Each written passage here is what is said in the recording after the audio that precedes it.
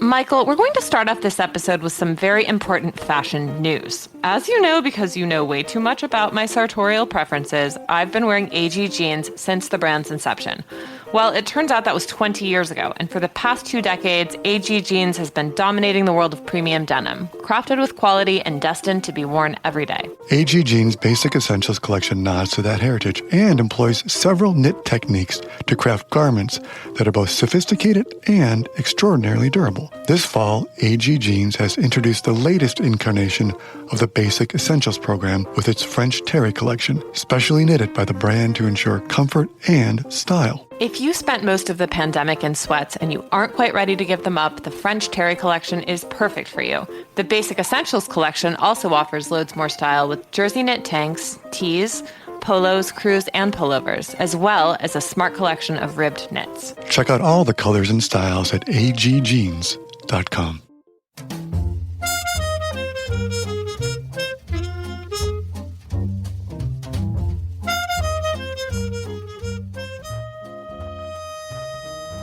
Happy Saturday. It's September 18th, 2021, and you are listening to Morning Meeting. I'm Ashley Baker, the style editor of Airmail. And I'm Michael Haney, one of the deputy editors here at Airmail. Welcome to Saturday. Michael, I think I made it through Fashion Week without contracting Delta. Success.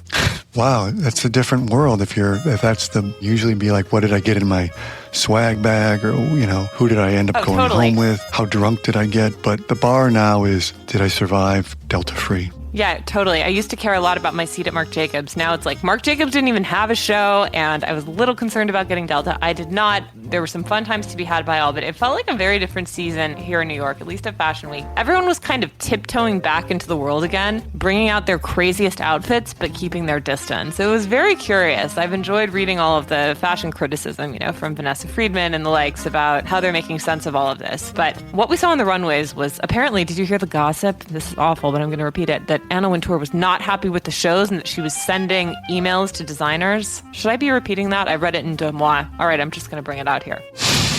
Once again, I'll just say, do I really care what Anna Wintour thinks? Oh, okay. Did you you went to Thom Browne? Did you like it? Yes, Tom's a very good friend, of course. I loved it. It was great to see a great mix of people there. I saw Russell Westbrook and James Harden. James Harden of the Brooklyn Nets, who told me, get set, this season's going to be even better than last season. So I got my sports update as well as my fashion hit. So it was lovely. And it was great to see Tom showing back in New York. He usually shows in Paris, but he brought the show back this season to New York in order to sort of help the city emerge from COVID, and also as a way to boost. It was the opening of this week of his partner Andrew Bolton's new show at the Metropolitan Museum. And of course, Le Gala was this week as well. Speaking of Anna Wintour. We don't have to talk about the Met Gala, but what we will talk about, I do want to know, what is your fall fashion look?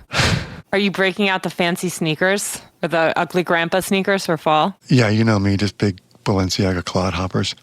No, I don't make many moves, It's all about corduroy this season, as that's all it's going to be. I'm into cords. I bought one new sweater from Sacai and some Lucchese cowboy boots when I was in Santa Fe that are the cat's pajamas, and that's it for now. But see, are you going to really wear those cowboy boots in the city? The weird thing is, yeah, they have like a rounded toe. They're not like, they're the perfect hybrid of, anyway, you don't want to hear me waxing on about cowboy boots, Michael. Yes, I'm going to be wearing them in the city, and I've already been wearing them, and you're going to admire them. Promise. All right. It's a great time in New York. New restaurant openings. Excited about that. I'm looking forward to Ignacio Matos' new place, which is opening up in Rockefeller Center. It's called Lodi. It's just opened up this week. They have lunch and dinner. It's like a cute little all-day cafe inspired by Italian cafe culture. What more do we want in life, Michael? This is like our spiritual homeland. I don't know. Just be Marcello Mastroianni sitting out there all day reading the newspaper. Well, speaking of that, let's dive in. Where shall we begin? You know where I'd like to begin, Ashley? Okay, we've got a great view from here this week. It's curious because, I don't know if you've been following the news, Stephanie Grisham, who was the White House press secretary for and chief of staff to former First Lady Melania Trump. She has written a new book called I'll Take Your Questions Now, What I Saw in the White House. And in it, she compares Melania Trump for her actions on January 6th, or lack of actions on January 6th, to Marie Antoinette, right? And it just so happens, as she says, she says, I see her like Melania, the doomed French queen, dismissive, defeated, and detached, right? So we have a great view from here this week, our piece that kicks off the issue week by Nancy Goldstone, which builds on her book about Marie Antoinette. And it's got some surprising sort of, everyone sort of thinks Marie Antoinette is this sort of dilettante and was sort of the one who obviously clearly we believe, or many people believe, said, let them eat cake. But it's a surprising reassessment and recontextualization of Marie Antoinette, right? I love Nancy's writing. She starts off her view from here with this sentence. You know you have an image problem when, some 225 years after your death, women as wildly dissimilar as Stephen Mnuchin's wife, Louise Linton, her polar opposite, House Speaker Nancy Pelosi, and now even Barack Obama are all accused of having a Marie Antoinette moment. I love this feminist rethinking of this poor maligned 14-year-old who arrived in France in May of 1770. She'd never even left her family. She'd never even been out of Vienna. And she was wildly underprepared for her new life as the future queen of the biggest power in Europe at the time. The other great thing about this book is, in her piece, is it sort of reminds people, like, as you said, she shows up in France when she's 14 too. And by the way, Louis, the future king, Louis XVI, is only 15, the man she will marry. At the time, Louis XV is still king. And as Nancy says, for nearly 50 years prior to her arrival, Louis XV reigned over France and during that time pursued a corrupt, predatory, entitled, and contemptuous agenda. And he also, she compares him to basically an 18th century Jeffrey Epstein. He conveniently kept a brothel called Parc aux Cerfs, which specialized in young women on the palace grounds at Versailles.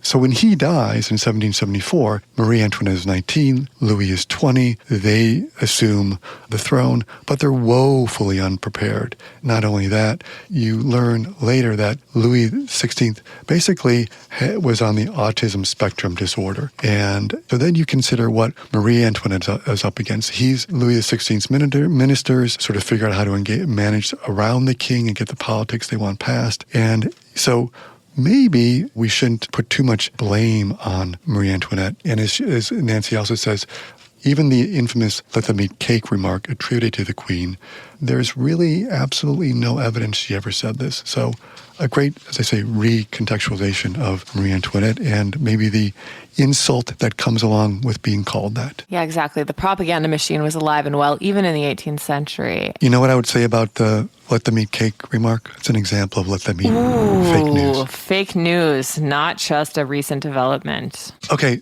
and speaking of royals and the problems with royalty, can we just go right back to a story we had last week out of the UK with Stu Heritage updating the mess that Prince Charles is in and sort of the taint seems to keep spreading for him? Oh dear, it's like no good deed goes unpunished. Prince Charles has tried to create these charities to help those in need. Unfortunately, they've turned into a bit of a scam. It turns out last weekend it was reported that his charities had accepted more than $690,000 from a Russian oligarch who, had been convicted of money laundering at some point. Some of the money seems to have gone missing entirely from the charity. It could have been accidental mismanagement or deliberate subterfuge, but it calls into question Charles's ability to run a charity and certainly says something about his ability to run a country. So this Russian in question is a guy named Dmitry Luce. He was a banker born in Turkmenistan who now lives in London, and he has long sought British citizenship. And he employed a fixer by the name of William Bortwick, who's been used to help these wealthy foreign nationals gain British titles, honorary positions, or full citizenship. So now it's just looking like this was a terrible pay-for-play scandal, and Charles has become entangled in all of it. Yeah, what's fascinating to me is, again, it shows that, this Russian in question, Dmitry Luce, it seems that one of Charles's fixers, this guy, William Bortwick, suggested to Luce that he make a donation of this money to the Prince's Foundation, the bulk of which would be destined to help renovate a decaying 18th century Scottish pile known as Dumfries House. Now, it just makes me think, Charles just keeps seeming to be, trying to get money to, so why doesn't someone go to HGTV and just say, I've got a show for you? It's basically, people can come in and renovate these houses for Charles and then just see what happens with it. But it just is, I would watch that show, a competition to sort of come up with the best renovation of one of his houses. Yeah, absolutely. Well, speaking of English country houses, Michael, we have another fun story in the issue by Dan Rubenstein. I love Dan. He's a marvelous design journalist about how grandma's fussy old decor is now the height of fashion. And now people are paying exorbitant amounts of money to hire interior designers to make their brand spanking new homes look like the place that their grandmother lived in 1955. See, then Charles, like what he should do is like he should just go on the gram and start posting images of these old houses and selling off the pieces from them. Hey, that's one way to make a living. Well, what I found most sort of intriguing about this piece is there is the kind of reigning duke of this look is a guy named Martin Brodnicki, right? As they say, he's a leading tastemaker in the interiors game. He co-founded a line of furniture and lighting, which some people might know called And Objects, but he's known mostly for his hotels and restaurants, such as the Ivy and Annabelle's nightclub in London. He's got the Surf Club in Miami and the Beekman here in New York. But lately, he's been busy. Most recent project, his own large apartment in a country house in West Sussex, which he has sort of made a kind of showcase for this style, right? Yeah, it's all about the fusty old sofa, the dusty colored walls, mixed and matched prints, everything looking like it was ad hoc thrown together. Bonus points if you can find an avocado green toilet at a salvage yard. That's really the top do top. Avocado green toilet. It's never something I thought I would be coveting for my own home, Michael, but here we are. Everyone's got something they long for. Speaking of things we don't understand, let's talk about the latest trend happening in fashion. Laura Nielsen tackles this in the issue this week. Back in the day, Michael, cults used to be something one would avoid. If you got entangled in one, it was considered to be a mistake. Remember NXIVM. No more. Apparently, cults are the height of fashion, and we are seeing this play out in movies, in books, in podcasts, and certainly on the fashion runways. This all started perhaps with Margaret Qualley's characterization as a cool member of the Manson family in the movie Once Upon a Time in Hollywood. Now we see Nicole Kidman in her new series, Nine Perfect Strangers. She plays a wellness guru torn from the cult leader's playbook. But in the meantime, tunics in this kind of religious uniform have emerged as the height of fashion. You know some fashion I'm looking forward to? Tell me. David Chase and his forthcoming Sopranos film, which looks at Tony's pre-mob life, and it's set in New Jersey in the mid to late 60s. I've seen some images from it. I think the fashion is pretty amazing. He's brought a lot of his beloved characters back to life for this prequel, which is called The Many Saints of Newark, and it tells of Dickie Moltisanti, the father to Tony's erratic nephew, remember Christopher Moltisanti, and young Tony's search for a father figure. And some of you probably know, but young Tony is played by Michael Gandolfini, who's 22 and who was only 14 when his father died. So he's stepping into that role. Excited for that. Oh, I can't wait to see it. Michael, after our discussion of The Sopranos, I think we need a bit of humor. And luckily, our guest today provides that in spades. We have the man, the myth, the legend, John Lithgow, here to discuss his new book, A Confederacy of Dumpties. This is his political satire of not only Donald Trump, but evil charlatans throughout American history. And he's going to join us to tell us all about how he became a best-selling New York Times poet. Back to fashion, Michael. One of the reasons we love AG Jeans is that the brand has developed a vertical manufacturing operation rooted in quality and sustainability. It uses this to great effect in its knitwear. The latest addition to the brand's offerings is the French Terry collection, which specializes in classic silhouettes in a lightweight fabrication knitted by the brand in S&Z twist technique to prevent torquing. The collection is made of 100% cotton, and there are so many core colors to choose from. Vintage pink, hunter sage, true black, true white, ink stone, deep navy, slate sky, ivory dust, and silver gray. Pick your favorite top and bottom, feel free to mix and match, and consider yourself dressed. Discover the entire French Terry collection at agjeans.com. Welcome, John. Hi, how are you both? Very well. So, John, let's get started. Well, first of all, tell us how you spend lockdown. Oh, well, I have spent it writing 2 books, the second and third books of this Dumpty trilogy. I was one of the lucky ones who actually had a project that I could accomplish alone in my room. One thing I like about the book, John, is you're sort of in that Lewis Carroll territory. Sort of Lewis Carroll meets Jonathan Swift. I mean, I think I'm sure listeners want to know, what is the origin? So it's a question like, have you always been a writer? Have you always written these kinds of poems, if we want to call them that? Yes, I actually have always done it, but I've never thought of myself as a poet. It was always a kind of idle, sort of happy surprise. I would write little roasts of all my cast members for cast parties. But I'm delighted that you led off with Lewis Carroll, because my true models were Lewis Carroll, Edward Lear, and A.A. Milne. Yeah, well, And you mentioned Jonathan Swift. He's also he's the great political satirist. That and Alexander Pope. Those are my little callback influences. so the Wicked Wasp of Twickenham meets the Wicked Wasp of West Los Angeles, maybe, Westwood. Great. My goodness, I have such a literary interviewer. This is wonderful.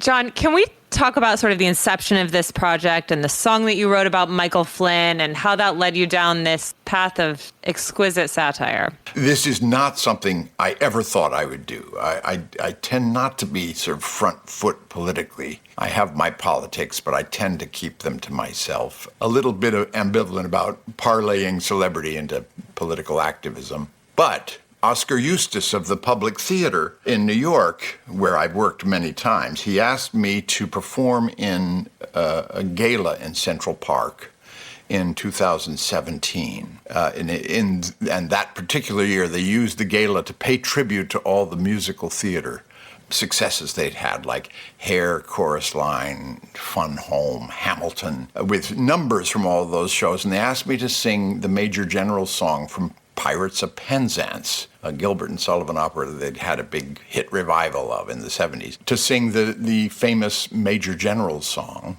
And I suggested, it being the sort of radical liberal public theater, that I sing it in the person of Michael T. Flynn, as I am the very model of an ex-lieutenant general.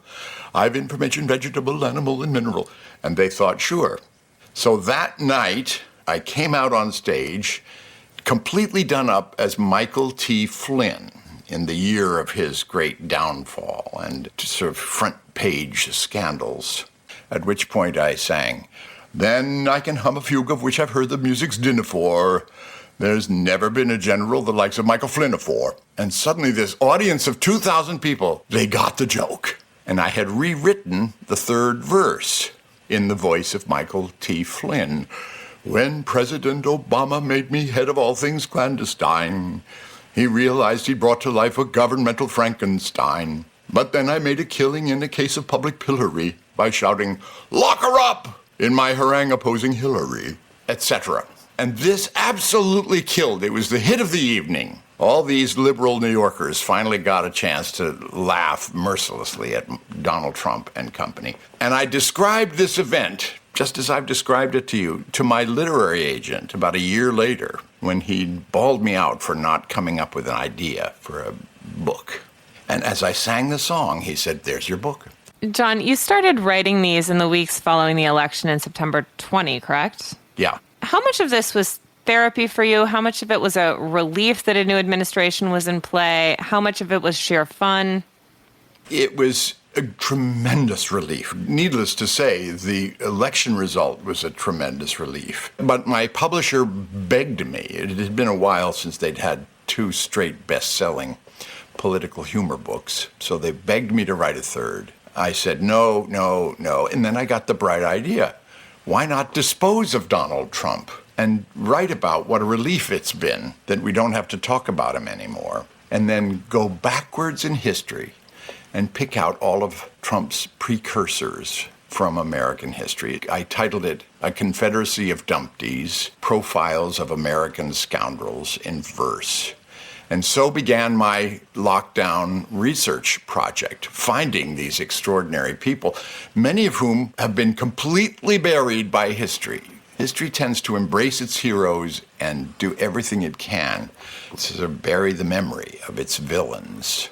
And it became an absolutely fascinating study in American villainy, even among our heroes, and all the time writing witty comedy about them. I also had the whimsical idea of simply sending blind submissions, blind invitations to public historians like John Meacham, Walter Isaacson, Doris Kearns Goodwin. And I said, don't spend any more than 3 minutes on this, but send me 5 names of American villains whom you suspect I'd never heard of. because that is part of the fun of the book, is introducing readers to people they'd never heard of. Well, speaking of scoundrels and all the people, I mean, first of all, also want to just point out to people your fantastic portrayal of Roger Ailes in Bombshell, where you basically disappeared in that. Then, as we were chatting earlier, a non-scoundrel,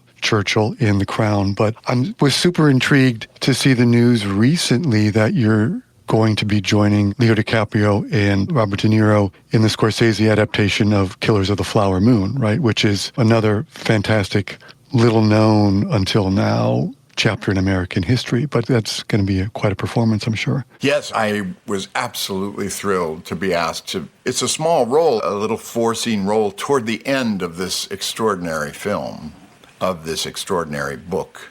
I've always wanted to work with Marty. He was definitely on my bucket list, and if he'd asked me to take charge of the craft service table, I would have done it. So yeah, I flew out and did my 2 weeks. They'd been working on it for 5 months, and I just swanned in and out of Pawhuska, Oklahoma. Had a wonderful time. You'll be swanning into Los Angeles this weekend for the Emmys. For the listeners who haven't watched Perry Mason yet, highly encourage you. I think that was such an unexpected treat of a show. Just was dark and beautiful and smart, and you guys all just did a fantastic job on it on HBO. I thought I should read a little bit of one poem in case you'd like to hear it. Oh, please do. I teed up just the first couple of stanzas of the opening poem, which basically describes, well, it sort of introduces the book and states the theme. I'll just read you the first 3 stanzas, okay? Just to give your listeners a taste of what it sounds like.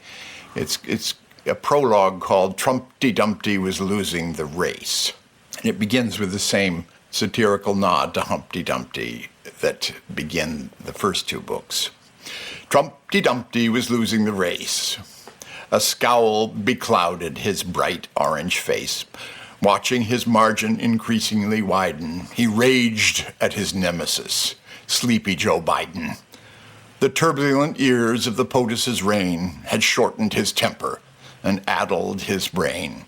Like a latter-day Nixon, Capone, or Iago, he prowled the precincts of plush Mar-a-Lago.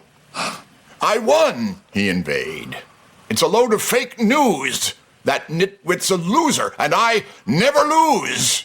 In a fever, he frantically seized on a plot to rally his base for a bold coup d'etat. From thence, Dumpty throttled our national life over 2 gruesome months of contention and strife. Political discourse was drowned in the muck by the quackery spewed by our manic lame duck. His treachery finally came to fruition. He stirred up his mob to an act of sedition. They laid siege in response to his rash exhortation to Biden's electoral certification. We watched them despoiling the Capitol dome like the Visigoths, storming the portals of Rome. Horrors, we cried. He's let anarchy loose. We've never beheld such despotic abuse. But never, my friends, is an awfully long time. Our history's replete with corruption and crime. Scoundrels abound and their damage is ample. Dumpty is merely the latest example. And so, for the moment, leave Dumpty aside and try to take all his offenses in stride. The voters have finally shown him the door. We've arrived at a time to revive and restore. Since we don't have to deal with this swine anymore, let's remember the Dumptys who've all gone before. And then off we go on our little journey through American villainy. Off we go in a fantastic book called The Confederacy of Dumptys. Thank you guys so much. Thank you for being here, John. Thank you, John. We can't wait to see you in your next film. Yeah, next time we'll do it in person. And good luck on Sunday. Okay, thanks. Bye-bye. Well, Michael, before we go off into the sunset, anything at all to recommend? I have a couple things to recommend, and they both roll off of some great lives that we have. The first is we've got a very revealing Great Lives about Patricia Hitchcock, who, as a girl, had a crush on Laurence Olivier, but that was because her father was the director Alfred Hitchcock, and he was directing Olivier at the time in Rebecca, and she was a 9-year-old girl. Later, she went on to appear in Psycho, where she appeared in the start of the film as Caroline, who offers to share her wedding night tranquilizers with Janet Leigh. But you probably know her best if you haven't seen the film. I highly recommend it for her performance in Strangers on a Train, which is the adaptation of the Patricia Highsmith book. It's one of the best psychological thrillers, I think, that Hitchcock did. And you'll see her there as this kind of owlish character who watches an unhinged man at a cocktail party as he nearly strangles to death a woman she resembles. So I would highly recommend that. And my second one I'm going to recommend, it's weirdly a film that I mentioned last week, Umbrellas of Cherbourg. And the reason I'm recommending it is just today, Nina Castelnuovo, who was the star of it along with Catherine Deneuve, he just died. And I thought, if you've never seen it, I've talked about it before. I know it's one of your favorite films, Ashley, but Michel Legrand wrote the music, directed by Jacques Demy. And once you watch it, if you haven't, you'll notice where some key moments in La La Land were appropriated from it or referenced. But it's a film that will bring you nothing but joy, a French version of an American sort of Gene Kelly musical. But it's beautiful, and the music is great. And yeah, Nina Castelnuovo, which, as I said, it won the Palme d'Or at the Cannes Film Festival, got 5 Academy Award nominations, including one for the Best Foreign Language Film, and most importantly for the song I Will Wait for You, which was Legrand's contribution as well. So there you go. Beautiful. Well, everything old is new again, and I watched the first episode of HBO's new 5-part series, Scenes from a Marriage, which is a remake of Ingmar Bergman's seminal film from 1973. HBO's version was remade by writer-director Haggai Levy, and it stars Oscar Isaac and Jessica Chastain, who were friends at Juilliard and have known each other for a long time, and they also co-starred in A Most Violent Year. So they have plenty of on-screen chemistry in spades. Take up, this story is remade for 2021 Life. Jessica Chastain plays Mira, who's a tech executive living outside of Boston with her husband Jonathan and their young daughter Ava. Jonathan's a philosophy professor who's also the couple's primary caregiver for their daughter. And Mira has a very demanding job that has her working nights, and she's pulled away from home. But it reminded me that there's nothing quite like the original. If you haven't seen Bergman's Scenes from a Marriage, it's high time. This movie was seen by pretty much everyone in Sweden in 1973. I mean, it was a tour de force that really made Bergman an international star and certainly worthy of checking out, especially in the context of this new series. It's really worth going back and revisiting because the way that he portrays both of these protagonists, both as characters, but also as units in a couple, was very groundbreaking for the time, even if some aspects of the series haven't aged terribly well. All right, Michael. On that relatively depressing note, we wish you all a wonderful weekend. Thank you for joining us. And Michael, please read us out. I'd be happy to. Before we do, I'd just like to thank our sponsor for this week, AG Jeans.